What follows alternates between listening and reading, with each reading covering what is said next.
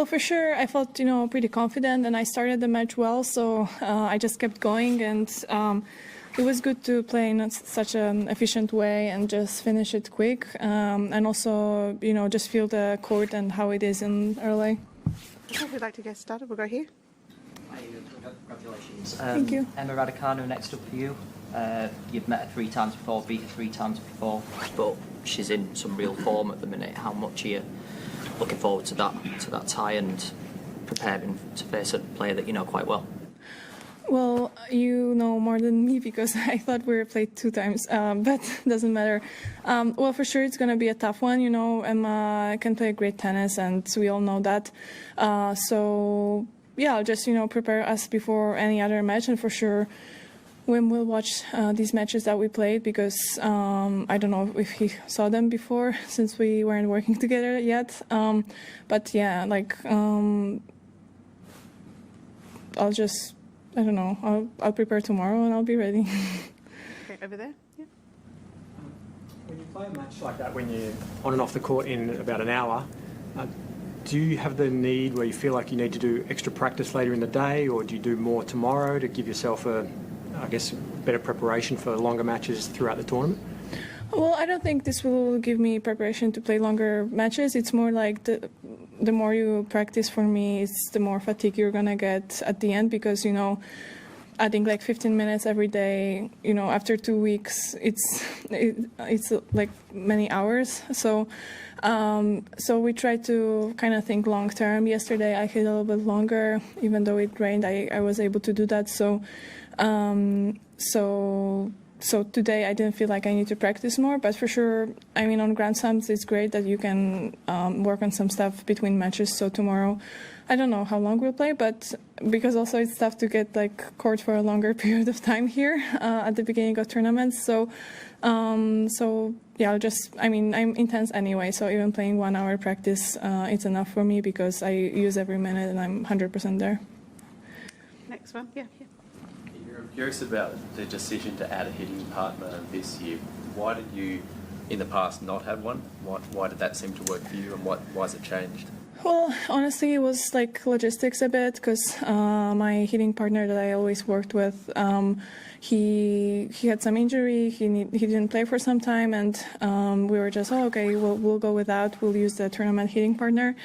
But this year we realized that this might be something to change, and because obviously I didn't go well last two years here, so we thought we'll do everything to have as much comfort as possible during the tournament, and I think already it's paid off because with this rain and sometimes just having 20 minutes to hit or something, having a hitting partner who you can tell what do I want, I don't know, more topspin, more flat ball, it really adds more quality to the practices. It's not because when you play with other players, you basically just play down the middle, cross court, then serve, returns, and that's it, but with the hitting partner you can work on some specific stuff. So I should have done that last year as well. So it's not it's a big change since I'm having hitting partner on every tournament basically now. But last year, yeah, that was a mistake for sure. Something Wim suggested, or you came to the conclusion yourself? No, after last year, I knew that I should have taken the hitting partner, so we didn't do this mistake again. Okay, James, right in the middle there. Emma's ranked 61 in the world, I think.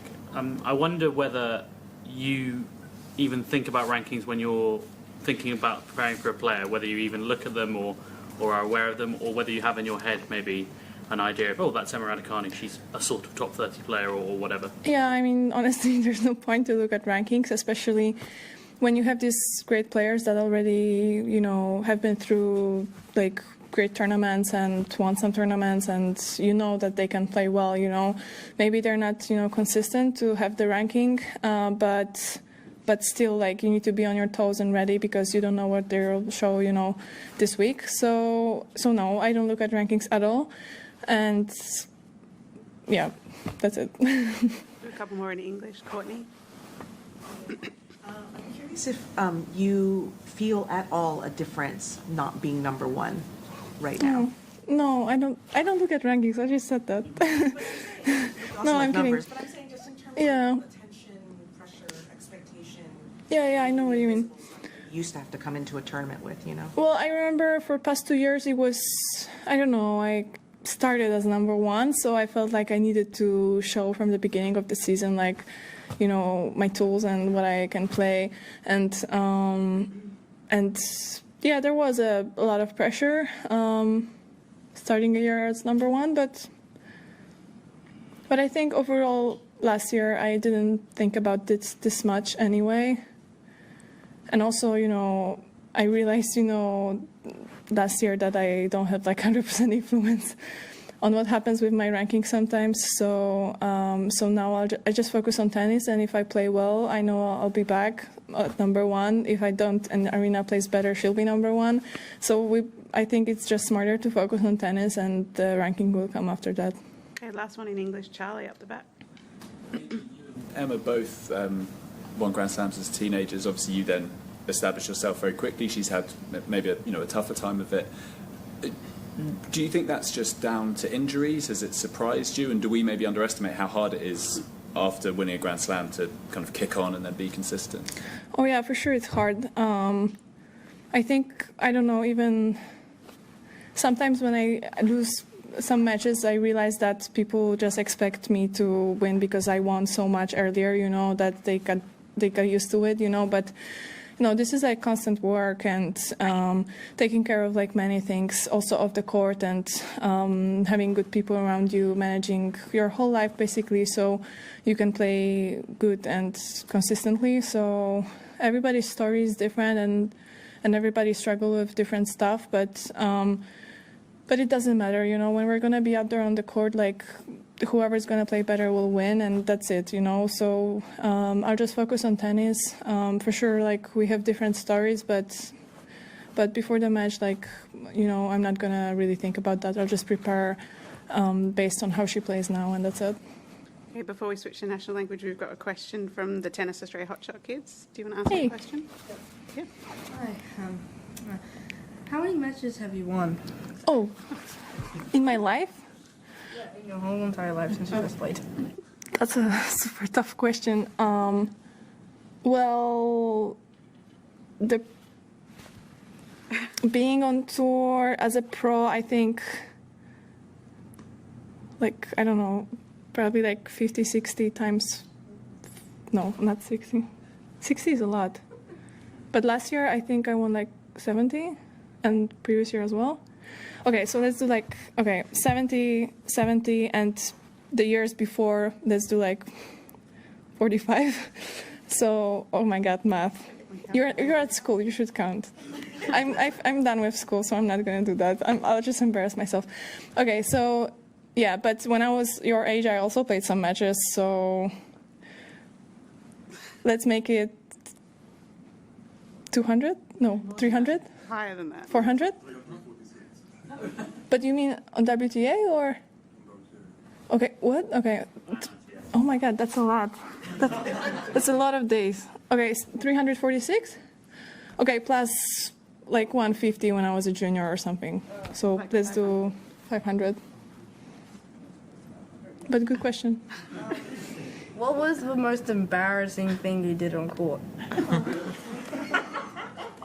Well, I cried plenty of times. So, I mean, I wouldn't say it wasn't, yeah, it was a bit embarrassing. That's why I cried a bit more and bit more. But yeah, I had a match when I cried like for 10 minutes. I think some people remember from here, from this room. And I wasn't able to just play tennis, you know. And also I went out on court once in Indian Wells with toilet paper sticking to my leg, so like of my skirt. So yeah, that was also embarrassing. Okay. Did you have any friends on the tennis court? On the court? Yeah, like any friends? Well, on the court, not really, because you want to win against them, you know. So, but I played with my best friend like a year ago, and it was tough because I needed to kind of forget that she's my best friend, you know, to win against her. But off the court, I have some friends. Yeah. Maybe not 100, but Have you won any trophies before? any trophies? Well, I can show you. I won some nice trophies, yeah. Okay. Not here, but other parts of the world. What was the most funniest thing that happened on court?